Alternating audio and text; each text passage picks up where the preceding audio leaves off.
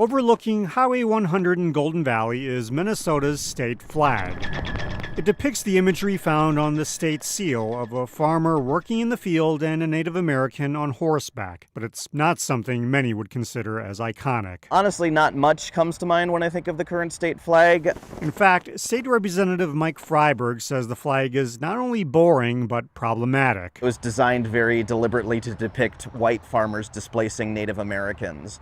So it's just not something that's distinctive. It's not something that we should, that at least I'm proud of. It's one of the reasons why Freiberg sponsored a bill, which passed during this year's session, to redesign the state flag and state seal by the end of the year. This basically violates every principle of flag design. Bill sponsor DFL Representative Mike Freiberg says the imagery also needs reimagination.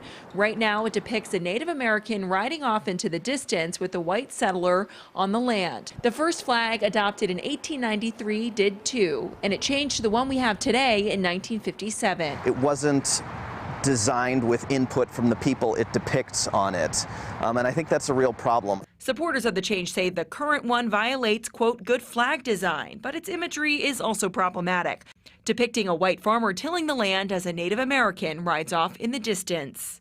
For me, kind of perpetuated a false narrative of what happened to Dakota people in the state. Angela Two Stars, a member of Sisseton Wahpeton Oyate, says she's excited about the effort to change it. The redesign group will have 2 members from the Dakota and Ojibwe communities. We started out with thousands of options, and now it is down to one. A variation of this flag you see there will be the next state flag of Minnesota. The commission making the decision in the last half hour after meeting all afternoon. Well, as you mentioned, the commissioners have narrowed down their choices to one base design, but they're still trying to figure out exactly what elements the future flag will have. I am supposed to make decisions based off what's best for the next 7 generations. We're not going to be living with this flag all that long. I mean, I'm over halfway through with my life, hopefully not, but maybe. You know, this is going to be for future grandchildren to really take pride in. And so I think we need to look at it from that lens as well. Now, the commissioner spent most of the afternoon mixing and matching different colors, stars, and elements of the final 3 designs. They then narrowed their choices to 2 and then finally 1 base design. Now, design 1953 features the shape of Minnesota and stripes of color, but what the final iteration will look like is still up in the air. We're not going to be able to make everybody happy, and the whole idea since day one for me was to make sure that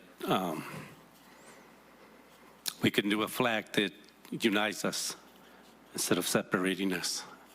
So today you have that choice, and hopefully you vote with that conscience. Thank God. Crisis averted.